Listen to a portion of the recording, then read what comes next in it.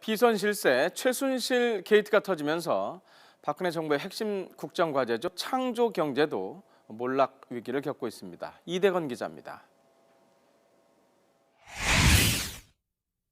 지난 2014년 9월부터 전국 17개 지역에 창조경제혁신센터가 줄줄이 들어섭니다. 기본적인 틀은 17개 지역을 대기업들과 연결하는 겁니다.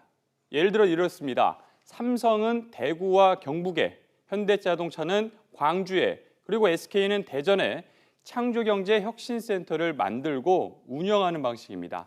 사업 테마도 다릅니다. 예를 들어 CJ는 문화, 현대중공업은 조선과 관련된 벤처 지원을 하는 것으로 되어 있습니다. 당시 어설픈 짝짓기라는 비판이 나왔지만 박근혜 대통령은 전국을 돌며 창조경제 전도사임을 자처했습니다. 대구 지역의 창조 경제는 이곳 대구에서 시작해서 세계적 기업으로 성장한 삼성이 든든한 멘토와 등대와 같은 역할을 해서 새롭게 일으키게 될 것입니다. 지난해까지 운영 자금은 주로 대기업들이 많이 냈습니다. 이후 정부와 지자체 예산 비중이 점차 늘어 지난해 정부와 지자체 비중이 47%, 올해는 78%까지 치솟았습니다.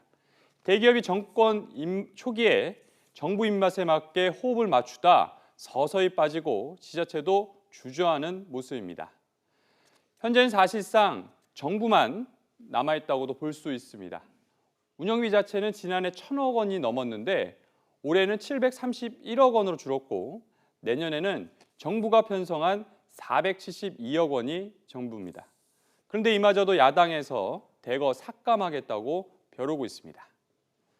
게다가 창조경제 성과 자체도 미미합니다. 지난해 159개 과제에 대해 지원이 이뤄졌는데 민간 투자 유치로 이어진 경우는 올해 상반기 기준으로 단 10개, 6% 정도에 불과합니다.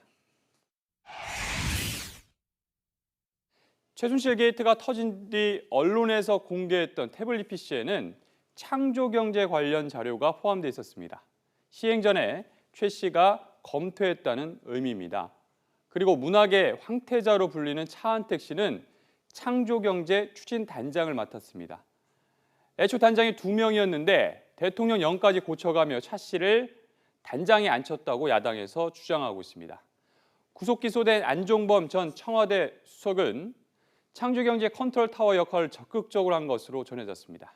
결국 창조경제는 사전 기획부터 운영까지 비선 실세가 깊숙이 개입한 것으로 드러나고 있습니다.